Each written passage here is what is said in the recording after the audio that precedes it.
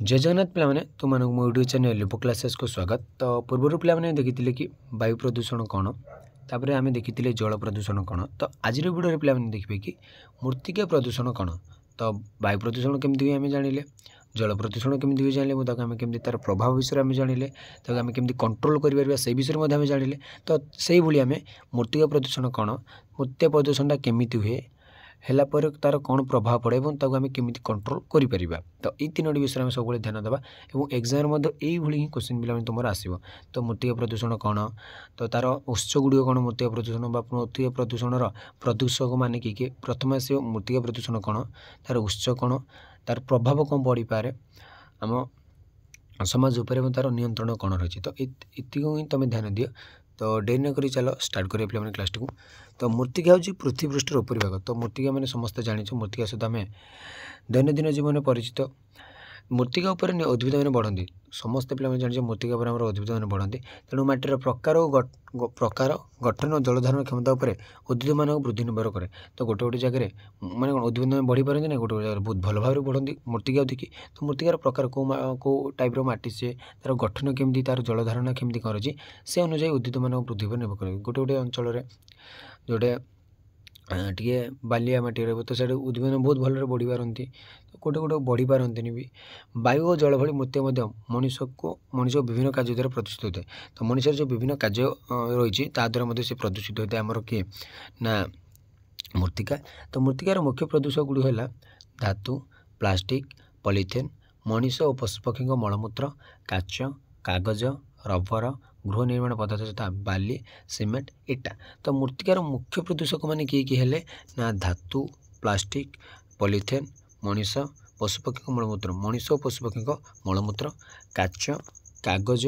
Rubber, जमी गृह निर्माण पदार्थ जमी बाली, सीमेंट, इटा। तो यही होती आम मृत्तिकार मुख्य प्रदूषक। यही प्रदूषक मान मध्य अधिकांश जैव विभाजित होती नहीं, से दुर्गंध और विषाक्त ग्यास सृष्टि कर परिवेश को प्रदूषित करने माटीर प्रकार गठन परिवर्तन कर बसवास करता जीव मान प्रभावित करते। तो ये जो कहली बाली, सीमेंट, इटा, धातु, प्लास्टिक, पॉलीथिन, मलमूत्र, काच, कागज एगुड़ी कौन ना ये प्रायतः कौन ना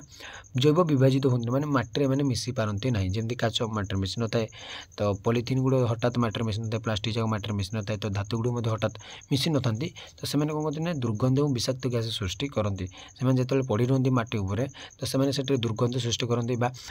विषाक्त ग्यास सृष्टि करती, सृष्टि कर परिवेश को प्रदूषित कर सहित माटीर जो प्रकार जो टाइप्र माटी से माटी चेंजेस हो जाए तार गठन में परिवर्तन देखा दी है। आमर कौन माटीर प्रकार गठन जो परिवर्तन हुए सहित जी बसवास कर जीव मैंने से प्रभावित होता। देखिए पे कौन ना मृत्तिका प्रदूषण उत्स गुड़ कौन माने क्यों तार क्योंठू तैयारी हुए मृत्तिका प्रदूषणता। तो प्रथम आसला गृह बहिर्गत आवर्जना, शिल्पानुष्ठान मान निर्गत आवर्जना, कृषिजात आवर्जना, प्राणी और बज्यवस्तु प्राणीजात आवर्जना, गोष्ठीजात आवर्जना। तो जिते सब आवर्जना अलिया आवर्जना जो आमर मृत्तिकाटा प्रदूषण होता है। तो डायरेक्टली कह मैंने अलिया आवर्जना जो ही आमर मृत्तिका प्रदूषण होता है। तो तार मृत्तिका प्रदूषण केमिति हुए ना यही सब कारण जो है तार उत्स गुड़ देखिले तो तार प्रभाव कौन पड़े। तो मृत्तिका तो प्रदूषित हुए तो सहित आम उपर कौन प्रभाव पकाई है। नगर और सहर मान प्रतिदिन बहु परिमाण में कठिन बज्यवस्तु बा आवर्जना तत्संलग्न माटी उपर जमा होता है। तो सब माटी पर लगी रही है ना आम सब कठिन बज्यवस्तु गुड़िक बा आवर्जना गुड़िक जद्वारा मृत्तिका प्रदूषण एक बड़ समस्या उपर उभा होता है। तो जोटि आम कौन मृत्तिकाटा कौन जाए ना प्रदूषित होता है मृत्तिका प्रदूषण सेठारे देखा देता है। जेहेतु कठिन आवर्जना अत्यधिक जनबहुल अंचल मान सठिक भाव संग्रह निष्कासन और एकत्रीकरण कर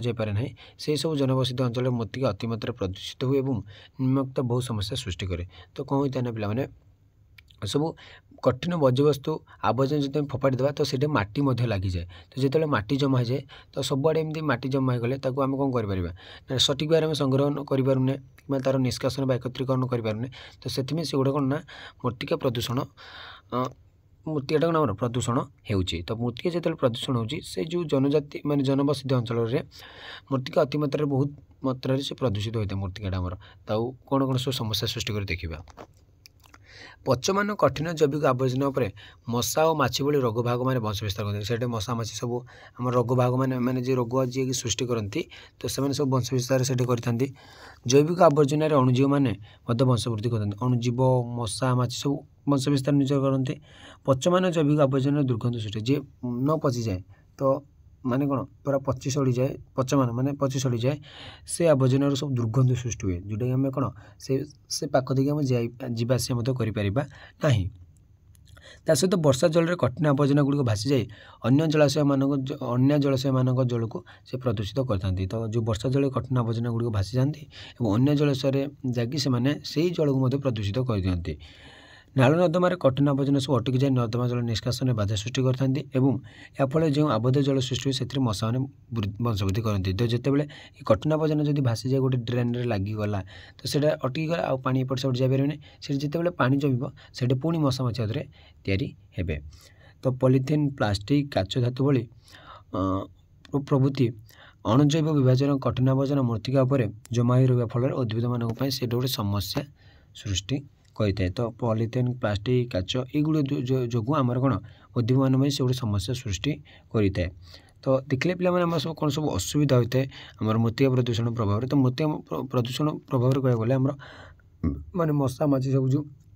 रोग भाग मानकर सब वंशवृद्धि बढ़ी थाए जोटा कि आम बहुत असुविधा कारण आमको से रोग तैयारी आम शरीर रोग तैयारी करते देखिए पे मृत्तिका प्रदूषण नियंत्रण गुड़िक कौन कौन तो 3टी उपाय आम नियंत्रण कर गोटा हूँ अपव्यय उपाय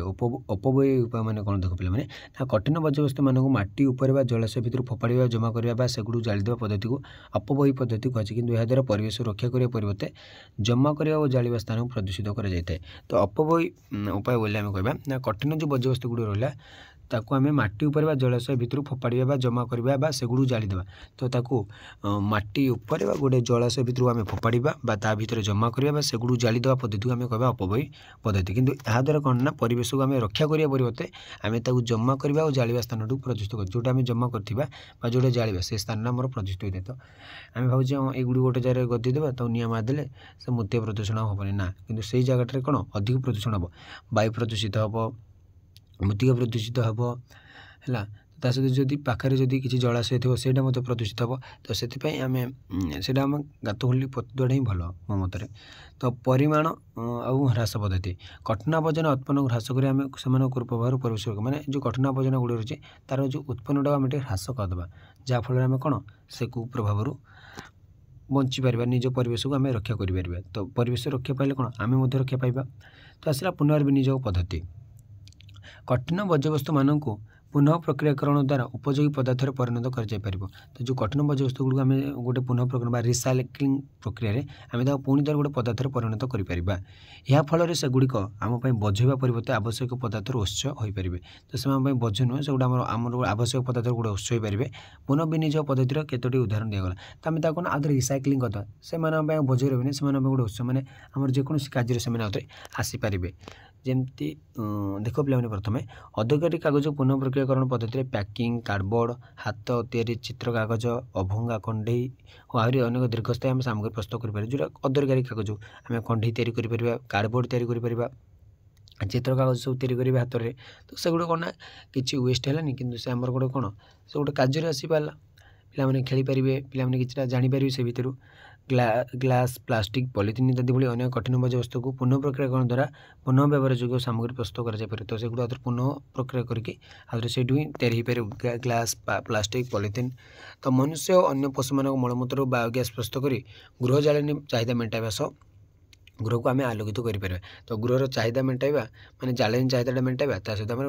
गृह को आम लाइट दे पार आलोकित कर तो तापज विद्युत केन्द्र मान उत्पन्न कठिन बर्ज्यवस्तु को पाउंश इटा और कंक्रीट प्रस्तुत एवं कृषि क्षेत्र में सार हिसाब से व्यवहार कर तो तापज विद्युत केन्द्र मान जो कठिन बर्ज्यवस्तु गुड़ रही आम पाउंश को इटा और कंक्रीट तैयारी से पाउंशटा को आम व्यवहार करें और कृषि क्षेत्र में सार सार भाव में आम व्यवहार करें तो आमर कौन ना यही सब ये द्वारा माने उपाय द्वारा आम आमर कंट्रोल करें आमर मृत्तिका प्रदूषण को तो आज पे मैंने क्लास टी को एड रखुच्छी तो परवर्ती क्लास देखिए शब्द प्रदूषण तो गोटे गोटे प्रदूषण आम देखी देखी जाऊे तो जोटा कि आमर रही तो जदि क्लास 2 पिला तुमको भल लगुत तो कमेंट मत जनाओ। तो आज क्लास 2 पिला मुझे रोचे